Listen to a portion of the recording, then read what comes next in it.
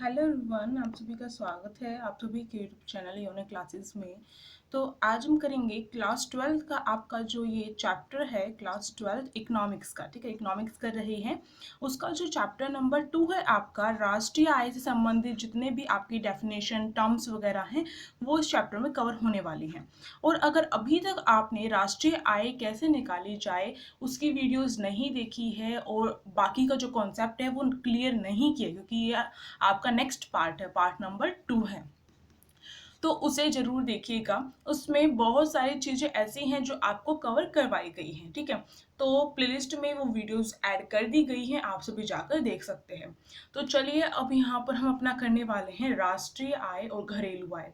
वैसे तो हम इस राष्ट्रीय आय का जो कॉन्सेप्ट है क्लियर कर चुके हैं, फिर भी आपको एक बार दोबारा से करवा दूं क्योंकि घरेलू आय करने वाले हैं तो उसमें राष्ट्रीय आय क्या होती है ये भी पता होना चाहिए। ठीक है, तो राष्ट्रीय आय है क्या हमारी। ठीक, राष्ट्रीय आय क्या होती है, सामान्य निवासियों के द्वारा एक वर्ष में क्या किया जाता है, एक वर्ष की अवधि के दौरान। ठीक है, यानी कि पूरे एक साल में जो भी जो है घरेलू सीमा के अंदर हो चाहे देश के बाहर हो। ठीक, आपको ध्यान रखना है राष्ट्रीय आय में ये बात इंक्लूड होती है कि एक सामान्य निवासी के द्वारा, सामान्य निवासी जो हमारे देश का निवासी होता है, चाहे वो हमारे देश से बाहर ही क्यों ना जो है अर्न कर रहा हो, कमा रहा हो। ठीक है, जैसे आपको पता होगा बहुत सारे अमेरिका जाते हैं, कनाडा जाते हैं भारत से क्या करने के लिए, कमाने के लिए। तो वो जो कमा रहे हैं वो भी क्या होगा, राष्ट्रीय आय में इंक्लूड होगा।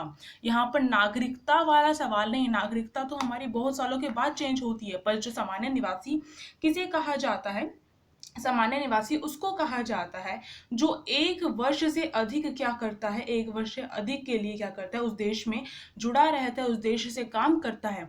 अब मान लीजिए यहाँ पर मैं एग्जांपल लेती हूँ, एक भारत का व्यक्ति है, हमारे इंडिया का है, वो भारत से एक वर्ष से भी ज्यादा क्या है, दूर चला गया है, यानी कि एक वर्ष से भी ज्यादा टाइम हो चुका है उसे, कहाँ पर, अमेरिका में, यूएसए में गए हुए। तो इसका मतलब अब वो यूएसए का सामान्य निवासी बन चुका है। ठीक है, ये बात क्लियर हो गई आपको। तो सामान्य निवासी क्या करता है, एक वर्ष की अवधि के दौरान, चाहे वो घरेलू सीमा के अंदर करे, यानी कि हमारी जो बाउंड्री होती है, जैसे आपका नक्शा कुछ इस तरीके से है हमारे देश का, मुझे मेरी ड्राइंग इतनी अच्छी नहीं है फिर भी हम थोड़ा सा समझने की कोशिश करते हैं, कुछ इसी टाइप से हमारा नक्शा है आई थिंक, तो ये अजीब सा बन गया है। तो इसी तरीके से होता है हमारा जो ये बाउंड्रीज होती है, मैं बेसिकली यहाँ पर समझाने का मतलब है ये जो जम्मू कश्मीर से लगी हुई बाउंड्रीज हैं, इससे अंदर अगर कर रहा है तो वो घरेलू सीमा यानी कि भारत के अंदर कर रहा है, अगर इसे बाहर कर रहा है तो इसका मतलब क्या है, शेष विश्व में क्या कर रहा है, अर्जित कर रहा है आय को। ठीक है, इनकम को। तो उन दोनों चीजों को कहाँ पर रखा जाएगा, राष्ट्रीय आय के अंदर इंक्लूड किया जाएगा। ठीक है, इसमें विदेशों से प्राप्त जो शुद्ध कारक आय है उसे भी शामिल किया जाता है, जैसे मैंने आपको बताया। अगर देश की सीमा से बाहर भी कोई क्या कर रहा है, आय कर रहा है अर्जित, तो उसे भी राष्ट्रीय आय में, उसकी जो इनकम होगी उसे भी राष्ट्रीय आय में इंक्लूड किया जाएगा। Okay, that's clear. अब देखो नेक्स्ट जो है आपका है, ये है घरेलू आय। घरेलू जैसे नाम से पता चल गया, यानी कि जो आय सामान्य निवासियों के द्वारा, जो आय या फिर गैर सामान्य भी हो सकते हैं, यानी कि हमारे भारत के अंदर क्या है, मान लो जो ऑस्ट्रेलिया या फिर यूएसए से कोई आकर क्या कर रहा है, कमा रहा है, उसने कंपनी वगैरह लगा दी है भारत में, तो सामान्य निवासी भी हो सकते हैं, गैर सामान्य निवासी भी हो सकते हैं। तो उनके द्वारा एक वर्ष में, ठीक है, एक वर्ष की अवधि के दौरान जो भी घरेलू सीमा के अंदर, भारत की घरेलू सीमा हो सकती है, अगर हम यूएसए की बात करें, यूएसए में घरेलू आय क्या होती है तो वो यूएसए की सीमा हो जाएगी। ठीक है, आपको ये ध्यान रखना है। तो घरेलू सीमा के अंदर जो भी चीजें अर्जित की जा रही है, आय अर्जित की जा रही है, उसे घरेलू आय में इंक्लूड किया जाता है। ठीक है, तो ये बात ध्यान रखनी है। इसमें क्या है, इस बाउंड्री, ये जो बाउंड्री बनाई गई है इसके अंदर ही वो क्या करेगा, इसके अंदर ही कर सकता है। अगर इसे बाहर किसी भी देश में किया जा रहा है, आय प्राप्त की जा रही है, तो वो इसमें शामिल नहीं होगी। तो ये था आपका घरेलू आय। अब यहाँ पर थोड़े से और छोटे छोटे कॉन्सेप्ट आपको करने हैं, तो फटाफट करते हैं। देखो, अगर घरेलू सीमा की बात की जाती है तो कुछ क्वेश्चन इस तरीके से पूछ लिए जाते हैं आपसे कि निम्नलिखित में से पहचाने घरेलू सीमा कौन सी है। तो आपसे पूछ लिया जाता है कि राजनीतिक, आपको ध्यान रखना, कुछ पॉइंट मैं यहाँ पर आपको बताऊंगी, नोट्स आपको साथ साथ में बनाते हुए चलना है, क्योंकि मैं पढ़ाने से ज्यादा आपको बहुत सारी चीजें एक्स्ट्रा बताती हूँ, तो कॉपी पेन आपके हाथ में होना चाहिए। ठीक है, तो घरेलू सीमा की बात की जाए, क्योंकि अभी हमने ऊपर कॉन्सेप्ट देखा कि जो हमारा घरेलू होती है सीमा, उसके अंदर जो भी अर्न किया जाता है, कमाया जाता है, वो आपका घरेलू आय में शामिल होगा। तो घरेलू सीमा में क्या क्या चीज़ इंक्लूड होगी?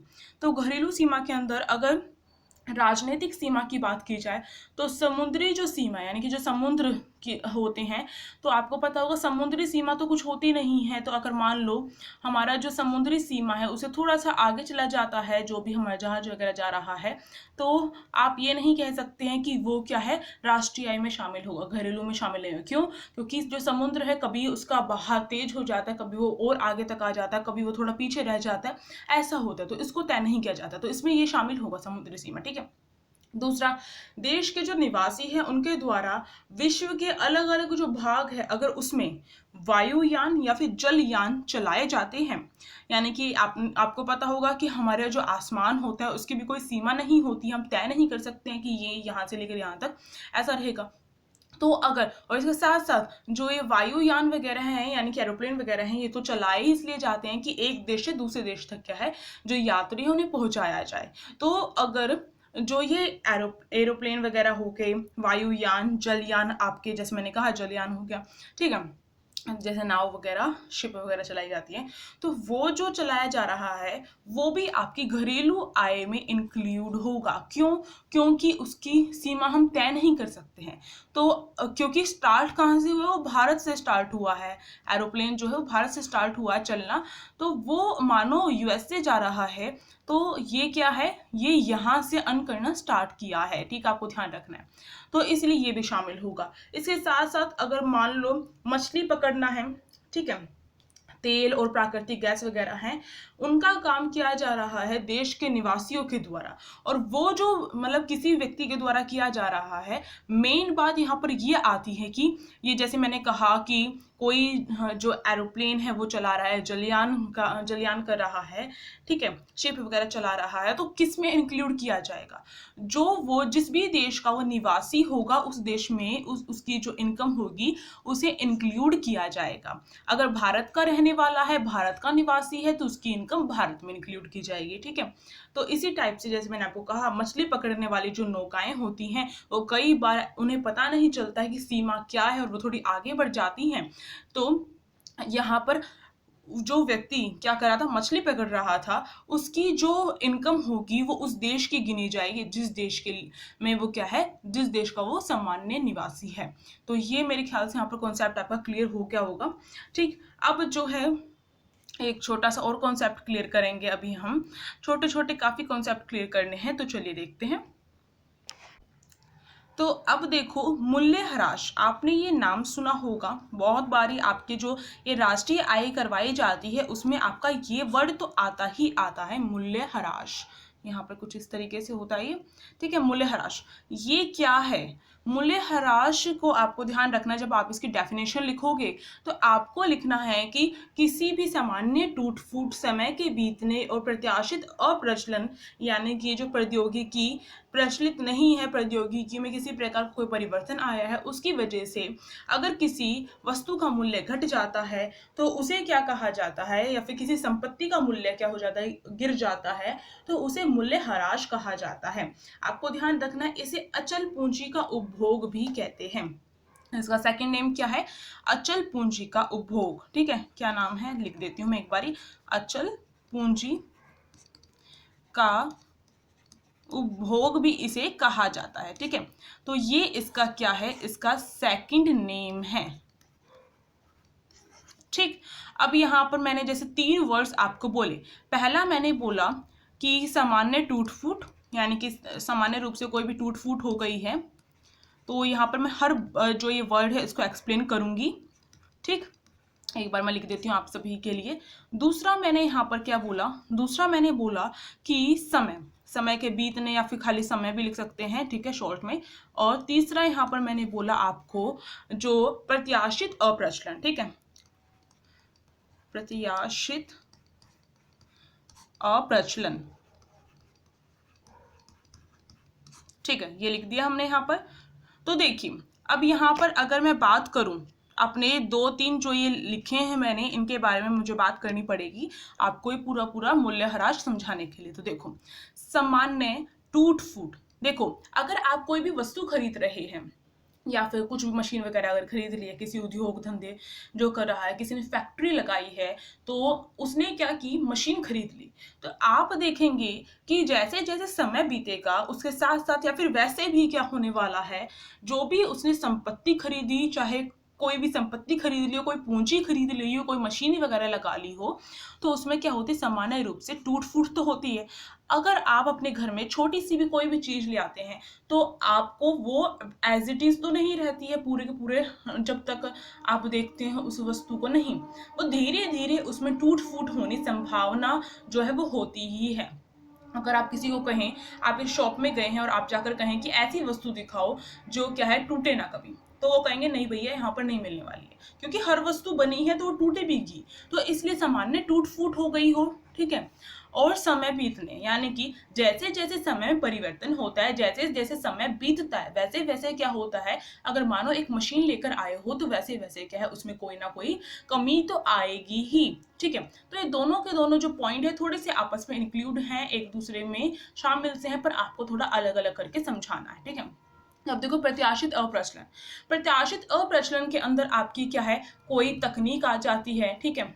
या फिर इसके साथ साथ जैसे आपका फैशन में परिवर्तन हो जाता है।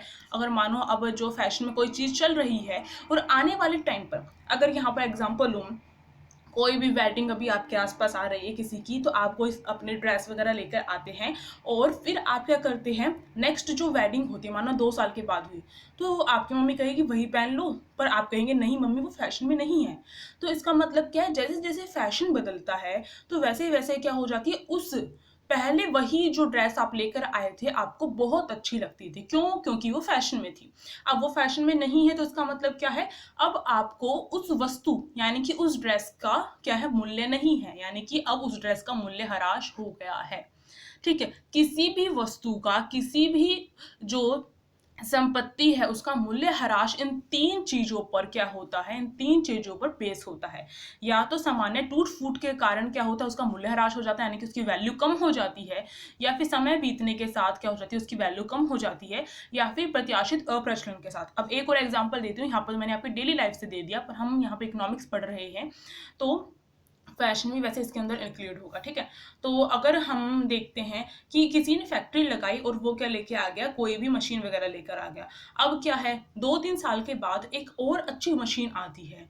ठीक है। टेक्नोलॉजी बिल्कुल चेंज हो जाती है। अब क्या वही मशीन वही उत्पादन कर पाएगी जैसा बाकी जो कंपटीशन में, जो मानो यहाँ पर एग्जांपल लेकर चलती हूँ, ए जो है अपनी एक मशीन लगाता है अपनी कंपनी में। ठीक है। ये मशीन लगा दी उसने। अब काफी टाइम के बाद, यानी कि 3 साल के बाद क्या होता है, 3 साल के बाद एक नई मशीन जो है लॉन्च होती है, जो बहुत ज्यादा उत्पादन करती है। तो अब जो बी है, यानी कि ए के कंपटीशन वाला जो ये बी है, वो क्या करता है, इस मशीन को खरीद लेता है और इससे उत्पादन करता है। तो अब बी का सामान ज्यादा बिकेगा और ए का कम बिकेगा। इसका मतलब अब ए भी क्या करेगा कि ये मशीन कम उत्पादन कर रही है, इसे हटाकर अब मैं क्या करूं, अच्छी मशीन लेकर आऊं। यानी कि ये जो मशीन लाई गई थी, इसका क्या हो गया, मूल्य ह्रास हो गया है, यानी कि मूल्य में गिरावट हो गई है। ठीक है। ये समझ में आ गया। तो किसी भी तकनीक में परिवर्तन के कारण ऐसा हो सकता है कि मूल्य ह्रास हो। ठीक है। फैशन चेंज होने के कारण ऐसा हो सकता है। मांग के ऊपर भी डिपेंड करता है कि हमारे जो खरीदाता है वो क्या मांग करते हैं। तो मेरे ख्याल से यहाँ पर ये कॉन्सेप्ट हमारा क्लियर होता है। अब जो अगला छोटा सा और कॉन्सेप्ट है वो भी देख लेते हैं। देखो, आप सबने सुना होगा, हाँ, मूल्य ह्रास का फॉर्मूला लिखवाना तो मैं भूल ही गई हूँ, तो उसे भी फटाफट लिख लो। मूल्य ह्रास का फॉर्मूला क्या होता है, शुद्ध, ठीक है, शुद्ध इक्वल टू आपका सकल माइनस मूल्य ह्रास। ठीक है। ये फॉर्मूला होता है। वैसे तो मैं आपको ये निकालना सिखा चुकी हूँ, जो वीडियो थी कैसे फॉर्मूला निकालते हैं उसकी बनाई हुई है, उसे देख सकते हो आप सभी। तो यहाँ पर ये फॉर्मूला होता है। या फिर अगर हम सकल को इस साइड ले जाएंगे तो ये कैसे बन जाएगा, सकल इक्वल टू शुद्ध इस साइड चला गया। ठीक है। शुद्ध, अब ये माइनस था तो यहाँ पर क्या हो जाएगा, प्लस हो जाएगा। क्यों, क्योंकि अब सकल इस साइड चला गया। सकल यहाँ पे ये समझ लें कि सकल को यहाँ पर छोड़कर मूल्य ह्रास माइनस था, तो इसको उस साइड लेकर जाते हैं तो वो प्लस हो जाएगा, तो शुद्ध प्लस मूल्य ह्रास। ठीक है। तो ये आपका हो गया दूसरा फॉर्मूला। ठीक है। तो ये फॉर्मूले भी आपको लिखने हैं जब डेफिनेशन को डिफाइन करना है। ठीक है आपको। अब जो नेक्स्ट आपका कॉन्सेप्ट है वो है आपका अप्रत्यक्ष कर या फिर जिसे शुद्ध अप्रत्यक्ष कर भी कह सकते हैं। तो चलिए देखते हैं, जिसे हम NIT बोलते हैं, ठीक है, यानी कि शुद्ध अप्रत्यक्ष कर। थोड़ी राइटिंग में गड़बड़ हो सकती है तो इसे माइंड मत करिएगा। शुद्ध अप्रत्यक्ष कर। अब ये क्या होता है शुद्ध अप्रत्यक्ष कर? तो जो अप्रत्यक्ष कर होता है और आर्थिक सहायता होती है, उन दोनों के बीच में डिफरेंस जो होता है, अंतर जो होता है, उसको ही शुद्ध अप्रत्यक्ष कर कहते हैं। यानी कि अगर इसका फॉर्मूला निकालने की बात की जाए, NIT सिंपल शॉर्ट में लिख दिया है मैंने, आप इसे पूरा लिख सकते हैं, शुद्ध अप्रत्यक्ष कर इक्वल टू अप्रत्यक्ष कर माइनस आपका क्या होगा, आर्थिक सहायता, ठीक है, यानी कि जिसमें आपकी आर्थिक सहायता, अभी मैं इन दोनों वर्ड्स को भी डिफाइन करने वाली हूं, आर्थिक सहायता, ठीक है। ये फॉर्मूला होता है शुद्ध अप्रत्यक्ष कर का। जब आपको फॉर्मूला जो है, यानी कि आपको दो चीजें दे दी जाती है तो आप निकाल लेते हैं ना, तो NIT जो फॉर्मूला है उसी से क्यों ना हम डेफिनेशन बना लें। तो शुद्ध अप्रत्यक्ष कर क्या होता है, अप्रत्यक्ष कर माइनस में, यानी कि अप्रत्यक्ष कर और आर्थिक सहायता के बीच के अंतर को ही शुद्ध अप्रत्यक्ष कर कहा जाता है, ठीक है। ये हमारा हो गया शुद्ध अप्रत्यक्ष कर। अब यहाँ पर ओनली मैं डेफिनेशन की बात कर रही हूँ। अब यहाँ पर हम देखेंगे अप्रत्यक्ष कर क्या होता है अपना। तो अप्रत्यक्ष कर क्या होता है, वो कर होता है जो वस्तु और माल, उन वस्तु और मालों पर लगाया जाता है, ठीक है, सरकार के द्वारा वस्तु और मालों पर लगाया जाता है, वस्तु और सेवा हो सकती हैं, ठीक है, इन पर लगाया जाता है। यानी कि अप्रत्यक्ष कर को अगर हम डिफाइन करें तो हम ये कहेंगे कि यह वह कर है जो सरकार के द्वारा वस्तुओं और सेवाओं पर लगाया जाता है। और इसका एग्जाम्पल, अगर इसके एग्जाम्पल की अगर मैं बात करूं तो इसके एग्जाम्पल में GST, यानी कि जो वस्तु और सेवाओं पर जो ये बिल लगता है, GST जो कर लगता है, ये भी आपका अप्रत्यक्ष कर है, ठीक है। ये एग्जाम्पल भी साथ में लिखना है आपको। तो ये समझ गए होंगे, सरकार के द्वारा वस्तु और सेवाओं पर जो कर लगाया जाता है उसको अप्रत्यक्ष कर कहा जाता है, ठीक है। इसका मतलब क्या है, जो वस्तु 25 रुपए की है, अगर उसमें 5 रुपए का टैक्स लगा दिया जाता है, ठीक है, तो वो क्या हो जाएगा, आपका 30 रुपए की हो जाएगी वो वस्तु, ठीक। तो यहाँ पर ये इस तरीके से हम सरकार के द्वारा लगाया जाता है। अब हम आर्थिक सहायता की बात करें तो आर्थिक सहायता में क्या आएगा आपका, आर्थिक सहायता में सरकार के द्वारा क्या किया जाता है, लोगों के कल्याण के लिए सरकार के द्वारा कुछ रियायत दी जाती है, कुछ छूट दी जाती है। यानी कि अगर माने वित्तीय सहायता इसमें दी जाती है, क्योंकि आर्थिक हो गया ये, तो इसलिए आर्थिक तो हमारा हमेशा वित्तीय धन से रिलेटेड होता है, तो वित्तीय सहायता सरकार के द्वारा दी जाती है। ये दोनों की दोनों चीजें क्या है, सरकार के द्वारा की जाती है, ये वाली भी और ये वाली भी, ठीक है। तो इसमें वित्तीय सहायता प्रदान की जाती है, इसमें तो कर लगाया जाता था, और इसमें वित्तीय सहायता प्रदान की जाती है। जैसे कि आपने देखा होगा राशन कार्ड होते हैं, ठीक है, लोगों के पास, इसके साथ साथ LPG जैसी सुविधाएं की गई है सरकार के द्वारा। तो आई थिंक ये कॉन्सेप्ट भी यहाँ पर आपका क्लियर हो गया होगा। एक छोटा सा कॉन्सेप्ट बच गया, फटाफट कर लेते हैं, मेरे फोन की बैटरी लो भी हो गई है, चलिए देखते हैं।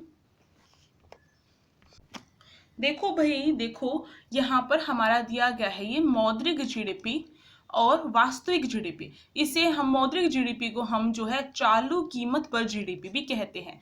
अब ये क्या होता है, फटाफट समझ लेते हैं। एक दिए गए वर्ष में, यानी कोई भी वर्ष हो सकता है जिसमें GDP उस वर्ष की जो कीमत है उसके आधार पर अगर आकलन किया जा रहा है, यानी कि एक जो वर्ष दिया गया है, कोई भी वर्ष हो सकता है, अगर माने हम 2015 की मौद्रिक GDP की बात कर रहे हैं, तो ये 2015 का जो वर्ष है, इसमें जो भी कीमत प्रचलित थी, यानी कि जो भी चालू कीमत थी, उसके आधार पर जो GDP तय की जाती है उसे क्या कहा जाता है, उसे कहा जाता है आपका मौद्रिक GDP। यानी कि चालू कीमत अगर ज्यादा होगी तो इसका मतलब GDP कितना निकल के आएगा, वो भी हमारा ज्यादा निकल कर आएगा। यानी कि जो भी उत्पादन, अगर मान लो आप 5 रुपए की चीज खरीद रहे हो, अगर उसका रेट बढ़ाकर क्या है 10 कर दिया जाता है और पैकेट जो है वैसा का वैसा ही रहता है, तो इसका मतलब क्या है, वस्तु तो वैसे की वैसी ही है पर उसका प्राइस बढ़ा दिया गया, यानी कि हमें उतना कल्याण नहीं मिल रहा है जितना हम खर्च कर रहे हैं।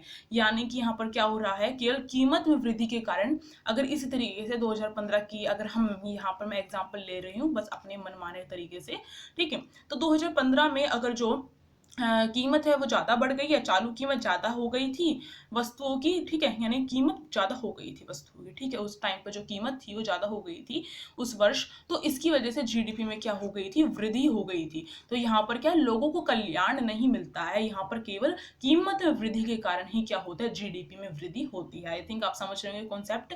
और वास्तविक जीडीपी क्या होती है, वास्तविक जीडीपी होती है एक दिए गए वर्ष में, वही एग्जाम्पल मान लो कोई भी ले लिया, मैंने 2020 का ले लिया, ठीक है, दिए गए वर्ष में जीडीपी का जो आधार है, यानी कि जीडीपी को तय करने का जो आधार है वो क्या होगा, उस वर्ष की कीमत के आधार पर उसे आकलन नहीं किया जाएगा, बल्कि उस वर्ष में उस वर्ष की जो कीमत है यानी कि चालू कीमत पर नहीं किया जाएगा, बल्कि कैसे किया जाएगा, ये किया जाता है वस्तु या फिर उत्पादन जो बढ़ता है उसके अकॉर्डिंग।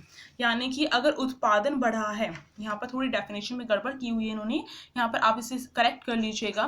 कीमत में वृद्धि के कारण न होकर कैसे होता है, ये उत्पादन में अगर क्या हुई है, वृद्धि हुई है, तो उसकी वजह से जब जीडीपी में वृद्धि होती है तो उसे ही कहा जाता है आपका वास्तविक जीडीपी। और ये वास्तविक जीडीपी क्या होता है, कल्याण प्रदान करता है। तो इसकी वजह से बेस्ट किसे माना गया है, जो लोगों को कल्याण देगा वही बेस्ट कहलाएगा। तो वास्तविक जीडीपी लोगों को कल्याण देता है और यही अच्छा होता है। तो मौद्रिक मुद्रा से रिलेटेड है, तो इसलिए यहाँ पर क्या, केवल कीमत में वृद्धि होने के कारण जीडीपी जब बढ़ जाती है तो उसे मौद्रिक जीडीपी कहा जाता है। और वास्तविक जीडीपी क्या होता है, जब उत्पादन में वृद्धि के कारण क्या हो रहा है, जीडीपी में वृद्धि हो रही है, तो उसे कहा जाता है वास्तविक जीडीपी। आई थिंक ये कॉन्सेप्ट यहाँ पर क्लियर हो गया। और होता जाता है तो साथ साथ में कमेंट बॉक्स में बता दिया करो, ठीक है। अब देखो बहुत इंपॉर्टेंट क्वेश्चन है और ये पूछा जाता है अगर आपका लिखने वाला आंसर आता है, क्योंकि इसमें से मोस्टली जो क्वेश्चन आते हैं आपके न्यूमेरिकल टाइप आते हैं, पर लिखने के लिए भी दे दिए जाते हैं। तो जीडीपी को निम्न कारणों से क्या है, कल्याण का सूचक नहीं माना जाता है। तो पूछा जाता है कि जीडीपी को कल्याण का सूचक क्यों नहीं माना जाता है, तो उसका आंसर अभी मैं आपको बताऊंगी क्यों। क्योंकि पहला रीजन है कीमतों में परिवर्तन से प्रभाव। तो जीडीपी अगर बढ़ता है तो कई बार क्या होता है, जैसे हमने मौद्रिक जीडीपी देखा कि केवल कीमत क्या है, ज्यादा हो गई है, तो इसकी वजह से जीडीपी बढ़ गया है, पर वहां पर कल्याण नहीं मिल रहा है लोगों को। तो अगर कीमतों में वृद्धि के कारण क्या हो रहा है, जीडीपी बढ़ रहा है, तो इसका मतलब ये नहीं है कि लोगों का कल्याण हुआ। यहाँ पर केवल क्या है, केवल कीमतें बढ़ी हैं, उत्पादन में किसी प्रकार का कोई भी क्या है, वृद्धि नहीं हुई है भौतिक उत्पादन में। यानी कि उत्पादन ज्यादा नहीं होगा तो लोगों को वस्तुएं नहीं मिलेंगी, सेवाएं नहीं मिलेंगी जितनी उन्हें मिलनी चाहिए, तो इसकी वजह से उनका कल्याण नहीं हुआ। और इससे हम कह सकते हैं कि जीडीपी क्या है, कल्याण का सूचक नहीं होता है जब कीमतों में परिवर्तन होता है। तो ठीक है, अगला देखो जीडीपी की संरचना। अगर जीडीपी की संरचना की बात की जाए तो अगर जीडीपी क्या होती है, एक वर्ष के दौरान जो वस्तु और सेवाओं का उत्पादन किया जाता है उसका लेखा जोखा होता है, ठीक है। तो यहाँ पर अगर वस्तुएं जो हैं, अगर वह युद्ध उपकरण और हथियार बनाए जा रहे हैं वस्तुओं में, और उनकी वजह से ये दिखाया गया है जीडीपी में कि जो वस्तुएं हैं वो क्या हैं, वो इंक्रीज हुई हैं, और जिसकी वजह से जो जीडीपी है हमारी वो इंक्रीज हो गई है, तो इसका मतलब क्या, यहाँ पर कल्याण नहीं मिल रहा है, केवल यहाँ पर युद्ध के उपकरण जो है वो तैयार किए गए हैं, यानी कि देश को सुरक्षा प्रदान करने के लिए ये उपकरण तैयार किए गए हैं, जिसकी वजह से जीडीपी बढ़ा है। तो इसका मतलब यहाँ पर क्या है, आपका कल्याण नहीं हो रहा। तो जीडीपी की संरचना पर भी डिपेंड करता है कि जो वस्तुएं वो किस टाइप की जो वस्तुएं हैं उनका निर्माण हो रहा है, ठीक है, उत्पादन किस तरीके से हो रहा है। अगला देखो भ्रमताएं क्या होता है, इससे अभिप्राय ये होता है कि ये किसी भी व्यक्ति या फर्म के द्वारा क्या होते हैं, उनकी गतिविधि के अकॉर्डिंग तय होता है कि वो जिस तरह की गतिविधि कर रहे हैं, कोई व्यक्ति है या फर्म है यानी कि फैक्ट्री वगैरह है, वो जिस तरीके की क्या कर रहे हैं, गतिविधि कर रहे हैं, और उसको लेकर उन्हें ना तो कोई भुगतान देना पड़ता है और ना ही कोई दंड मिलता है उन्हें। जैसे एग्जाम्पल लिया जाए, दो एग्जाम्पल लूंगी, एक कल्याण का लूंगी, एक वैसा लूंगी, ठीक है। तो देखो अगर कोई क्या कर रहा है, बहुत सारे लोग मिलकर एक बगीचा बनवा रहे हैं, जिससे क्या वहां पर बहुत सारे पेड़ पौधे, जिससे क्या होगा, वायु बहुत अच्छी मिलेगी, आसपास रहने वाले लोगों को शुद्ध वायु मिलेगी, ठीक है। तो इससे लोगों का कल्याण हुआ। तो इसको लेकर ना तो उन्हें कोई भुगतान देना पड़ रहा है लोगों को, यानी कि मानो मेरे घर के आसपास कोई बगीचा बन गया है जिससे मुझे बहुत फायदा हो रहा है, तो उस फायदे को लेने के लिए ना तो मुझे कुछ देना पड़ा, उन्हें पैसे वगैरह कुछ नहीं देने पड़े मुझे, और मुझे मिल रहा है, ठीक है।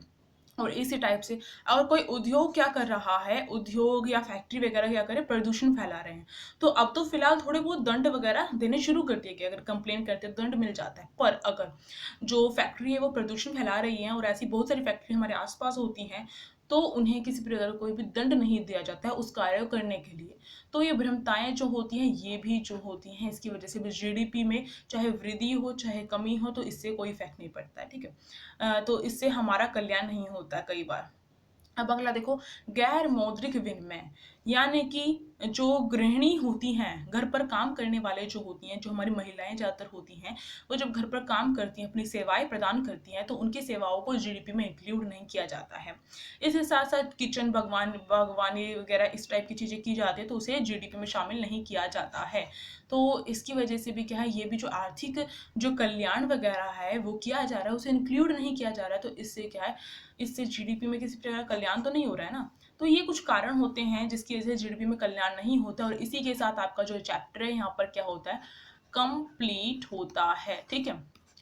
और अब आपको छोटा सा काम करना है, आपको टेलीग्राम ग्रुप ज्वाइन नहीं किया तो कर लेना। साथ ही साथ आप सभी क्या कर सकते हैं, वीडियो को लाइक कर सकते हो, शेयर कर सकते हो और कमेंट करके बता सकते हो मुझे, ठीक है, कैसी लगी वीडियो। अब जो है नेक्स्ट क्लास में मिलेंगे और आप सभी का सपोर्ट रहेगा तो हम नेक्स्ट क्लास में मिलेंगे। तब तक के लिए take care, bye bye, thank you for watching this video.